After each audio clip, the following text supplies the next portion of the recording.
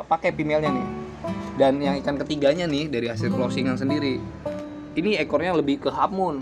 Jadi bukaannya tuh ujungnya nggak terlalu jauh banget tuh jarak.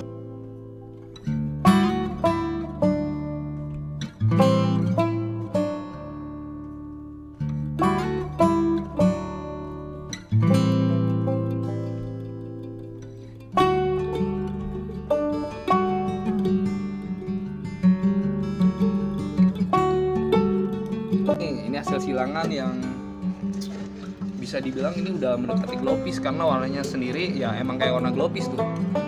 Jadi ini hasil silangan antara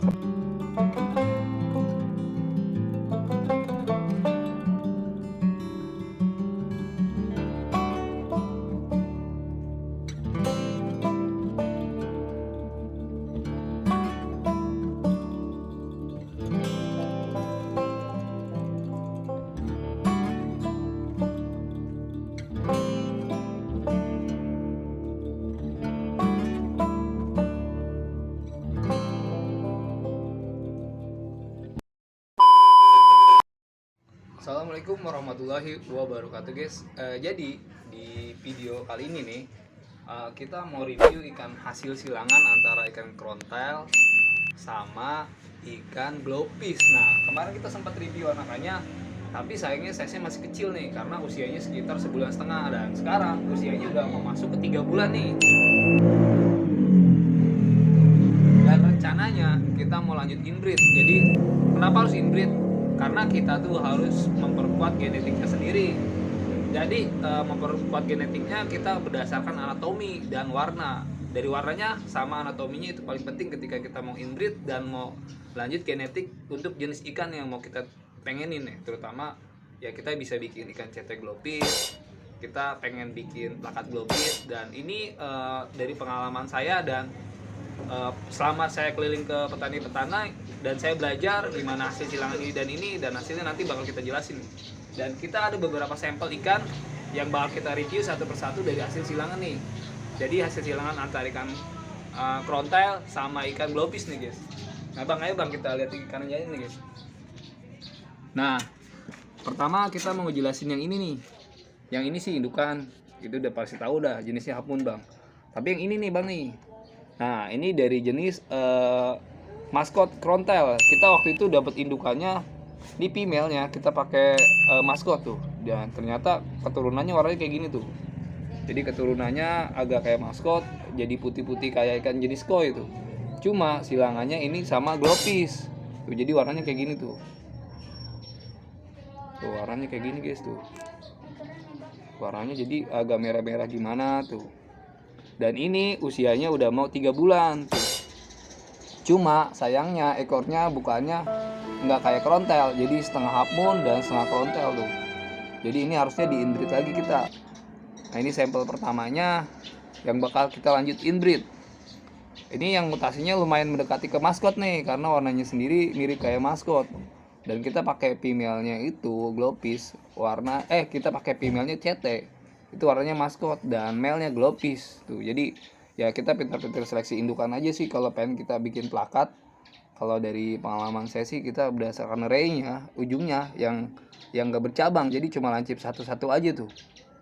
Dan yang kedua nih bang nih, dan ini kita udah dapat female-nya nih, lumayan enak nih.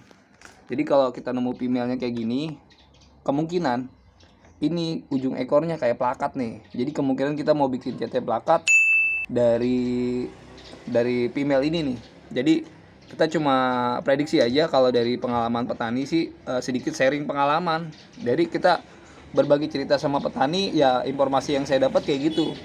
Dibilangnya sih coba aja dulu, kalau hasilnya nanti gagal apa enggak aja yang penting kita udah coba tuh. Jadi kalau pengen crossing hasilnya gimana itu soal belakangan, yang penting kita udah mau nyoba dan hasilnya yang pasti bakal inilah nggak ngecewain lah kalau emang kita niat tuh. Jadi kedua ini kita udah dapat female dan rencananya kita mau lanjut inbreed sama warna yang kayak gini juga. Kita nggak ke glopis karena kita mau nyari yang ekornya agak sedikit plakat tuh. Jadi lumayan cakep nih female-nya tuh. Dan kita cuma sayangnya ray-nya nggak sampai ujung. Karena yang saya tahu kalau plakat krontail itu ujung ray-nya itu lancipnya cuma satu-satu bang. Kayak gitu tuh. Jadi nggak dua kayak gini tuh. Tapi tetap ini bakal kita pakai pimelnya nih. Dan yang ikan ketiganya nih dari hasil closingan sendiri, ini ekornya lebih ke half moon. Jadi bukaannya tuh ujungnya nggak terlalu jauh banget tuh jaraknya. Jadi ini bolehlah kita proyekin, kita inbreedin sama yang tadi tuh. Karena ya lagi-lagi kita mau bikin ikan plakat krontel tuh. Jadi dua jenis ini male-nya dan yang tadi itu female-nya, Bang. Jadi kita bakal crossingin ini, hasilnya nanti yang pasti kalau pengalaman saya sih ya, kalau sharing dari petani, ini kemungkinan mendekati ke CT plakat kayaknya ini. Dan kita lanjut di inbreed lagi nih. Nah, ini female-nya nih. Dan ini pasangan ini. Dan yang keempat, ini lebih ke krontel tuh. Jadi kalau saya sih pengennya bikin krontel glopis. Jadi yang ini kita tinggal nyari female-nya yang warnanya glopis tuh.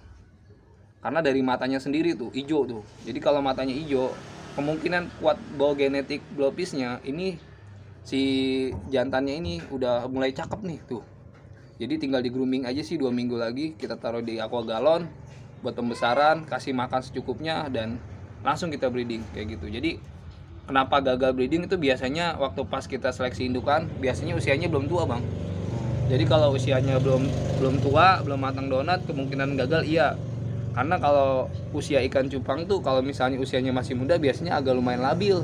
Jadi gampang stres dan yang pasti kalau usia muda tuh bukannya kawin, rata-rata tuh pada ini juga bonyok-bonyok kan berantem lah tuh. Kayak gitu tuh. Jadi dari keempat jenis ini kita tinggal nyari female-nya aja nih, Bang, buat pasangan dia nih. Yang matanya hijau kayak gini tuh. Oh, dia mata udah hijau nih, Bang. Tuh dia matanya udah hijau tuh. Udah hijau tuh. Jadi bukan hitam tuh. Kalau hijau ini berarti genetik glopisnya udah mulai deket nih. Cuma dia lebih ke krontel. Jadi ujungnya nggak kayak plakat tuh. Dan ini kita nyari female-nya nih. Rencananya mau lanjutin yang ini nih. Dan yang terakhir nih, ini hasil silangan yang bisa dibilang ini udah mendekati glopis karena warnanya sendiri ya emang kayak warna glopis tuh. Jadi ini hasil silangan antara krontel sama glopis dan ini hasilnya. Dan ini kita dapat di female plakatnya tuh. Cuma usianya lumayan matang juga nih, udah siap di breeding nih, ini female-nya nih dan ini male-nya tuh. Paling itu project kita tuh mau bikin CT glopis sama plakat CT glopis kayak gitu tuh. Nah, mudah-mudahan dari 6 jenis ikan cupang ini ada manfaatnya buat teman-teman, terutama yang pengen crossing nih.